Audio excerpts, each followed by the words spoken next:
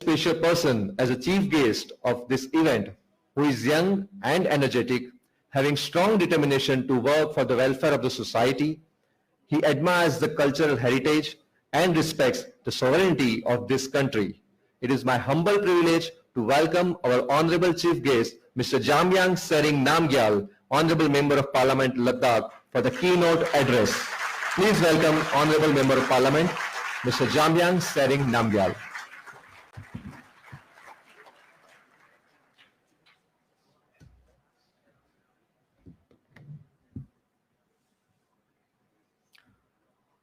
નમસ્તે,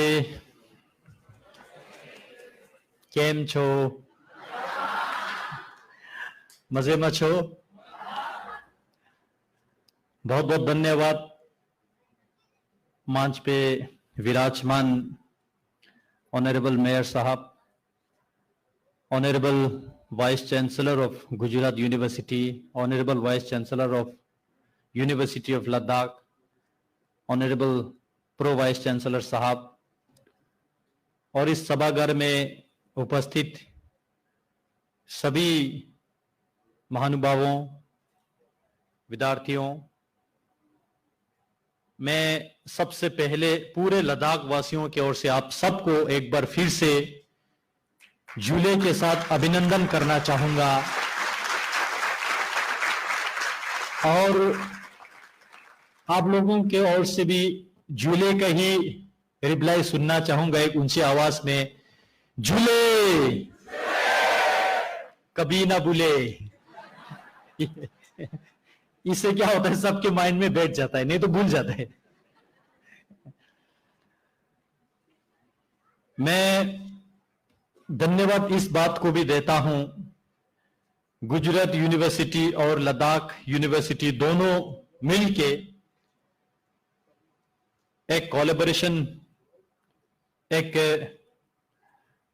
एसोसिएशन या एक इनिशिएटिव जिसको कह सकता है आज यहां पे हो रहा है, जिसके माध्यम से केवल आने वाले पीढ़ियों का ही नहीं बल्कि पूरे भारत देश का एक बहुत बड़ा कल्याण और योगदान होने जा रहा है। मैं आज के इस तिथि को एक ऐतिहासिक डेट मानता हूं। जिस तरह यहां वाइस चांसलर साहब दोनों ने अपने उद्बोधन में कहा कि आज के इस 21st सेंचुरी की युग में हम कैसे चले, कहां चले, विकास के नाम पे कहीं विनाश ना हो रहा है क्या, तो इसका चिंता करना, इसके बारे में सोचना, बीइंग ह्यूमन हम सबके एक जिम्मेवारी बनता है। इस यूनिवर्स में हमारे अलावा भी बहुत सारे ऐसे प्राणी रहते हैं, बहुत सारे ऐसे जीव जंतु रहते हैं, लेकिन रहने का हक, जीने का हक परमात्मा ने या जिसने इस दुनिया को बनाया, क्रिएटर या लॉ ऑफ कॉजलिटी जिसको हम बौद्ध धर्म में मानते हैं, इसने सबको जीने का एक अधिकार दिया है, एक हक दिया है। लेकिन इसमें किसी का बुद्धिमान ज्यादा चला के किसी और की दुनिया को तो हम कहीं नहीं छीन रहे क्या। इस विषय को ध्यान में रखते हुए सस्टेनेबिलिटी शब्द का उपयोग जो है वहां से शुरू होते हैं, और केवल हम सस्टेनेबिलिटी की बात करके हम आगे नहीं बढ़ सकते जब तक हम रिस्पॉन्सिबिलिटी शब्द साथ में ना जोड़ें। जब तक हर एक व्यक्ति अपने जिम्मेवारी, अपने रिस्पॉन्सिबिलिटी को नहीं समझेंगे, तब तक मैं समझता हूं सस्टेनेबिलिटी एक फैंसी वर्ड बन के रह जाएगा। वैसे भी आज के समाज में हम देख रहे हैं कि बहुत सारे तरह तरह के ऑर्गेनाइजेशंस सस्टेनेबिलिटी, ऑर्गेनिक, इन्हीं शब्द को प्रचार करके सरकार से फंडिंग लेते हैं, बहुत सारे प्रचार प्रसारण करते हैं। ये रोजमर्रा जिंदगी में हमें देखने को मिलता है, क्योंकि ये शब्द ऐसा है, लोगों को अटैक कर जाता है। लेकिन आज यहां पे जो एमओयू साइन हुआ दो यूनिवर्सिटी के बीच, दो डायनेमिक वाइस चांसलर्स की लीडरशिप में यह कदम उठा रहा है, यह अल्टीमेटली ग्राउंड पर रिफ्लेक्ट करने वाले एक प्रोजेक्ट है, एक प्रोग्राम है, एक प्रपोजल है। अब हम सबका यह दायित्व बनता है इसको आगे कैसे ले जाएं,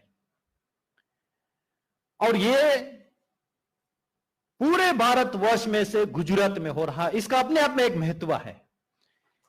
इस गुजरात की भूमि ने केवल भारत को ही नहीं, पूरे विश्व को एक शांति सिखाया गांधी जी के द्वारा, सरदार वल्लभ पटेल जी के माध्यम से एक स्ट्रॉन्ग डिटरमाइंड लीडरशिप दिया। और आज के युग में भी माननीय नरेंद्र मोदी जैसे, माननीय अमित शाह जैसे एक इतने, मैं हमेशा कहता हूं, ये केवल एक भारत के प्रधानमंत्री नहीं है, केवल एक भारत के गृह मंत्री नहीं है, ये युग पुरुष है, युग पुरुष। और ऐसा युग पुरुष गुजरात की भूमि ने पूरे देश दुनिया को देने का काम किया।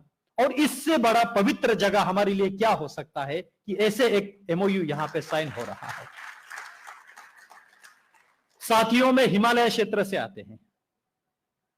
लद्दाख 2-4 साल पहले बहुत कम लोगों ने सुना या बहुत कम लोगों ने जाना।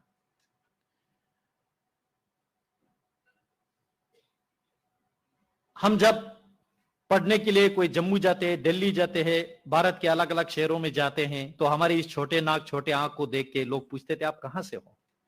हम कहते थे भाई साहब हम लद्दाख से है। तो लद्दाख कहां है? चीन में है, पाकिस्तान में है, नेपाल में है, कहां है? तो वो इमोशनल इंटीग्रेशन नहीं हो पाते थे। एक आदमी के, किसी के जीवन में आइडेंटिटी, उसका एक डिग्निटी होते हैं, और जिसका डिग्निटी साथ ना हो फिर वो जीने में भी मजबूर हो जाते हैं। लेकिन इन्हीं युग पुरुषों ने धारा 370 को हटा के और लद्दाख के पहचान को उभारने का जो काम किया, और जिसके बाद लद्दाख में विकास के नदी जो बहा, चाहे वो शिक्षा के क्षेत्र में हो, स्वास्थ्य के क्षेत्र में हो, हर क्षेत्र में, कृषि के क्षेत्र में हो, पर्यटन के क्षेत्र में हो, हर क्षेत्र में जो विकास की नदी बहे, वो रोज के मीडिया के माध्यम से आप सबको देखने को मिलता है। लेकिन जो देखने को नहीं मिलता है, ऐसे 3 चीज मैं आपके सामने रखना चाहता हूं। बहुत सारे लोग मुझे ये पूछता है कि 370 पे आपने बहुत जबरदस्त भाषण दिया, विपक्ष को तो आपने दो डाला, उसके बाद क्या हुआ वो हम सुनना चाहते हैं। उसके पहले का तो हमने बता दिया 70 साल की कहानी, लेकिन उसके बाद का क्या हुआ। मैं इस मंच से पूरे गुजरात को, पूरे देश को मैं बताना चाहता हूं, लद्दाख अलग से यूनियन टेरिटरी होने के बाद 3 सेंस का डेवलप हुआ। सबसे पहले सेंस ऑफ इंटीग्रेशन। पहले हमें खुद कभी कभी कंफ्यूज हो जाते थे कि हम भारत के अंग है कि नहीं है, कोई पूछने वाला है कि नहीं है, क्या चल रहा है क्या नहीं चल रहा है, कब चीन खा जाएंगे, कब पाकिस्तान गड़बड़ कर जाएंगे, क्योंकि सीमावर्ती इलाका है। लेकिन आज इस सरकार ने, माननीय मोदी जी की लीडरशिप में, ऐसे एक स्ट्रॉन्ग लीडरशिप ने भारत की सीमा सुरक्षा करने का जो काम किया, अब हमें लगता है now we are fully integrated and we are well secured. यह सेंस डेवलप किया जो आंखों से देखने को नहीं मिलेगा, यह एक भावना है। दूसरा, सेंस ऑफ डिग्निटी। आज मैं इस मंच पे क्यों खड़ा हूं? मेरे से पहले लद्दाख से कोई एमपी नहीं आते थे क्या? बहुत लोग आते थे, एमपी आते थे, मिनिस्टर आते थे, लेकिन बहुत कम लोग जानते थे। आज इस तरह के मैं भारत के अलग अलग कोने में जाता हूं, इसी तरह मैं मंच से बड़े बड़े सभा को मैं लेक्चर देता हूं, मैं स्पीच देता हूं, मैं लोगों के साथ इंटरेक्ट करता हूं। इससे एक आदमी का ही नहीं बल्कि एक कम्युनिटी का, पूरे एक रीजन का एक डिग्निटी उभार जाता है। तो यह सेंस ऑफ डिग्निटी 370 खत्म होने के बाद लद्दाख वालों को मिला है। एंड सेंस ऑफ आइडेंटिटी बहुत इंपॉर्टेंट। गुजरात का अपना एक आइडेंटिटी है। लद्दाख में बहुत सारे टूरिस्ट यहां से आते हैं। बहुत मीठा खाने वाले लोग हैं, जबान भी मीठा होते हैं, लोग भी मीठा होते हैं। मैं पॉलिटिक्स में आने से पहले एज अ स्टूडेंट में पार्ट टाइम टूरिस्ट गाइड मैंने जॉब किया, तो अलग अलग टूरिस्ट ग्रुप के साथ हमने डील किया। तो स्वभाव से हम पहचान लेते हैं ये कहां के हैं,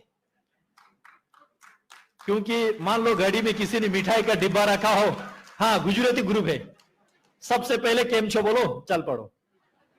तो ये अलग अलग टेस्ट होता है। तो लद्दाख वालों का भी अपना एक टेस्ट होता है। झूले के साथ हम शुरू करते हैं।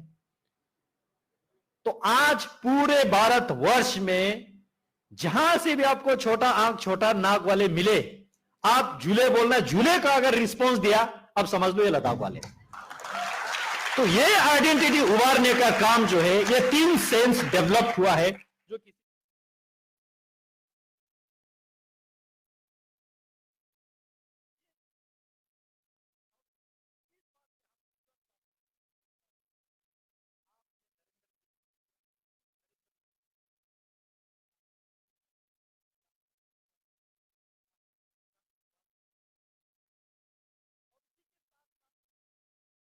ऑफ लद्दाख, लद्दाख के अलग अलग क्षेत्र में बहुत बढ़िया काम कर रहा है। जिस तरह हम सब जानते हैं, लद्दाख एक फ्रजाइल इकोसिस्टम जिसको हम कहते हैं, इस पर्यावरण के संरक्षण के बारे में आज दुनिया के सभी लोग चिंता कर रहा है। केवल लद्दाख वासियों का चिंता नहीं है। मैं आपको एक केस बताऊंगा। लद्दाख 100% ग्लेशियर फेड वाटर पे डिपेंड है।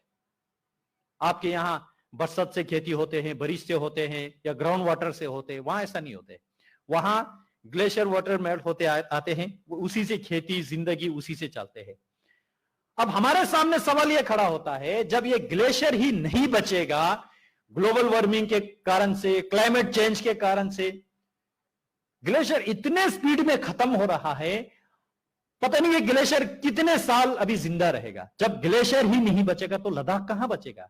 अब हम क्या दिल्ली से, यूपी से हम पानी ढो के उस पहाड़ पे चढ़ेंगे क्या? कैसे हम इस वाटर को एलिवेट कर सकते? तो ये सबसे बड़े चिंता की विषय है।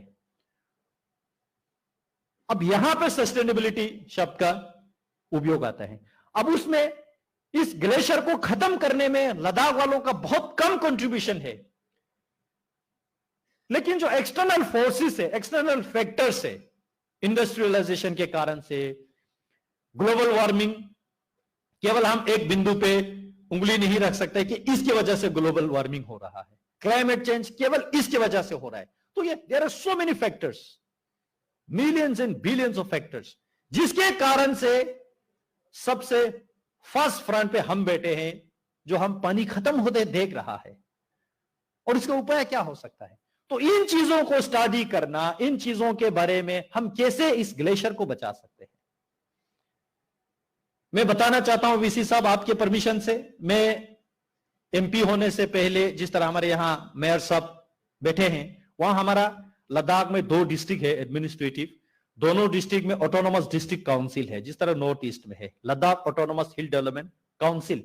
उसका मुझे 7 महीने का चेयरमैन के तौर पे मुझे काम करने का मौका मिला। तो उस वक्त हमने एक चिंता यह किया कि लद्दाख जो है कितना इंडिपेंडेंट है, यानी कि आत्मनिर्भर कितना है और डिपेंडेंट कितना है। तो हमने थोड़ा सर्वे किया, छानबीन किया। तो एक जमाना था when Ladakh was independent kingdom. आप लोग मेरे बात का यकीन नहीं करेंगे, बाहर से, यानी कि लद्दाख के उस पहाड़ के बाहर से एक सुई भी नहीं आते थे।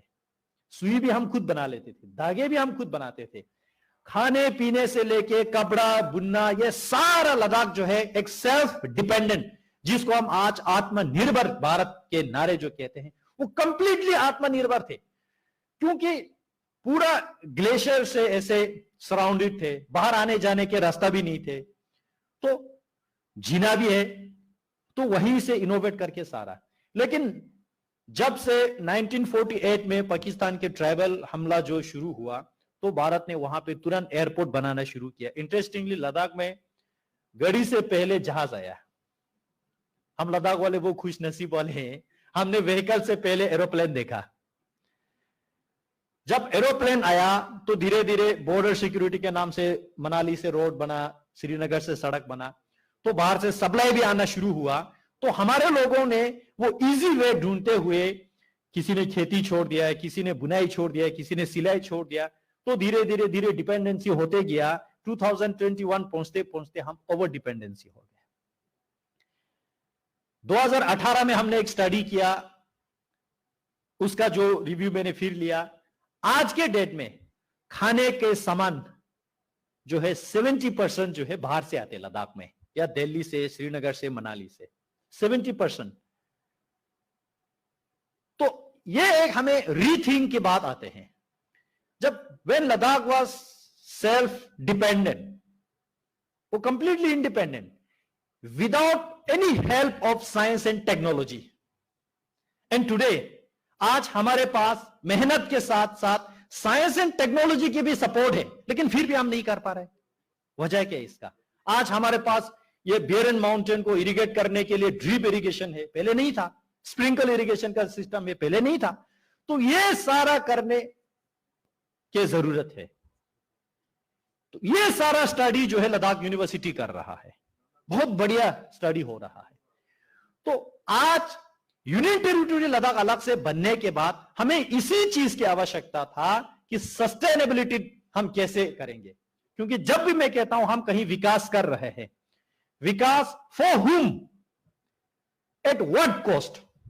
कहीं हम इस खूबसूरत पर्यावरण को विनाश करके हम विकास तो नहीं कर रहे क्या? हम रेलवे लाने के बहाने से ग्लेशियर को हम खत्म तो नहीं करने जा रहे क्या? हम इंडस्ट्री लाने के जल्दबाजी में कहीं हम पॉल्यूशन तो नहीं क्रिएट कर रहे क्या? तो development at what cost and for whom, eight which place? तो ये WH का कुछ क्वेश्चन है, हमेशा हम डेवलपमेंट के आगे जोड़ के देखते हैं कि अगर ये सारा उत्तर हमें ठीक से मिलता है तो ये यहां पे करेंगे। तो सस्टेनेबिलिटी, इंडियन इंस्टीट्यूट ऑफ जो सस्टेनेबिलिटी जो है, ये सारा स्टडी करने का, पॉलिसी बनाने का, लोगों को गाइड करने का जो दिशा दिखाएंगे।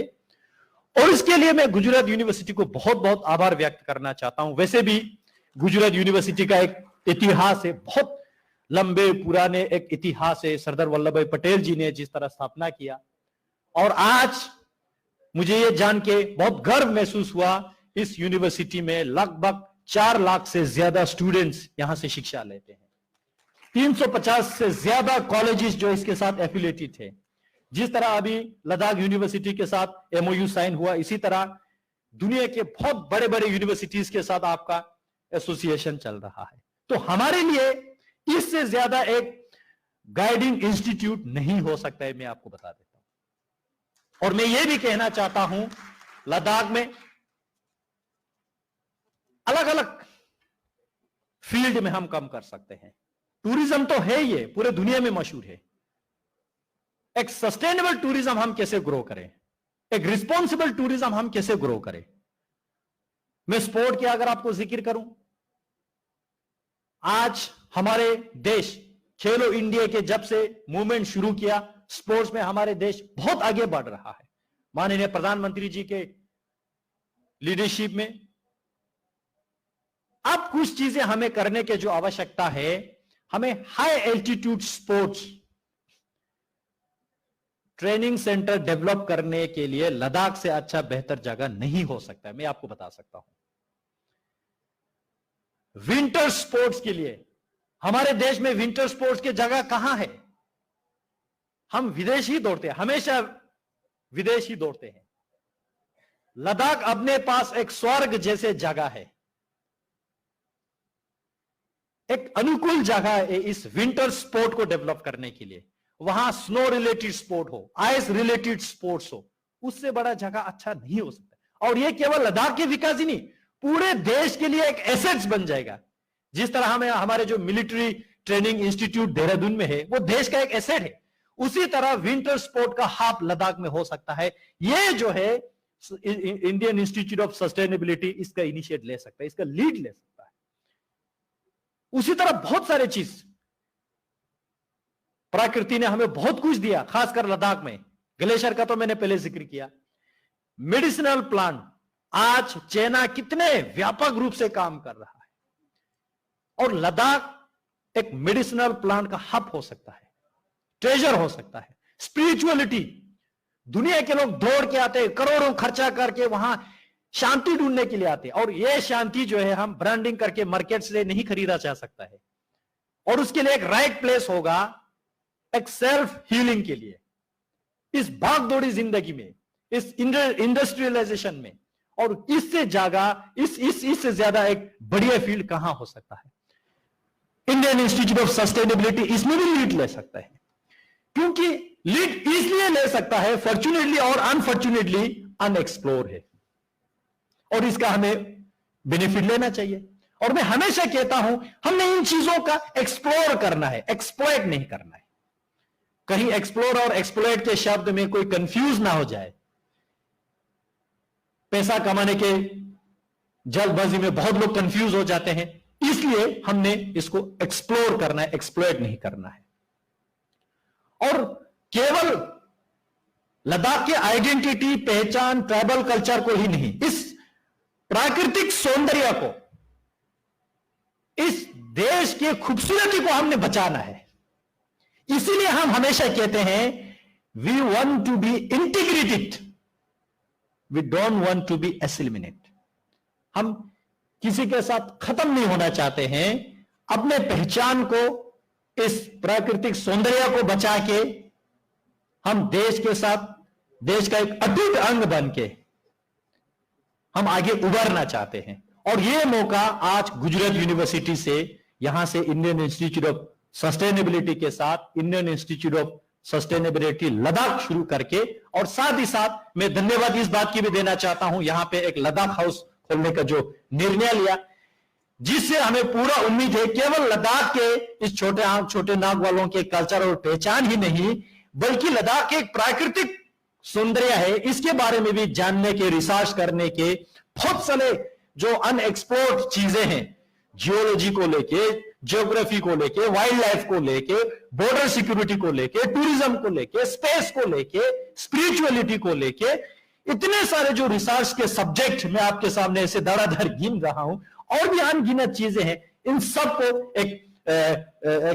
स्टडी सेंटर के प्लेटफॉर्म में लाके हमारे देश के रिसर्च स्कॉलर को एक अपॉर्चुनिटी देने के काम यहां से शुरू हो रहा है। मैं इसके लिए बहुत बहुत आभार व्यक्त करता हूं, और पूरा अपेक्षा करता हूं, पूरा विश्वास करता हूं, केवल उम्मीद ही नहीं, पूरा विश्वास करता हूं, इससे जगह बढ़िया हमारे लिए नहीं हो सकता है। मैं इस चीज के लिए बहुत बहुत आभार व्यक्त करता हूं। बहुत बहुत धन्यवाद। जय हिंद, जय भारत। और अंत में एक बार फिर से जय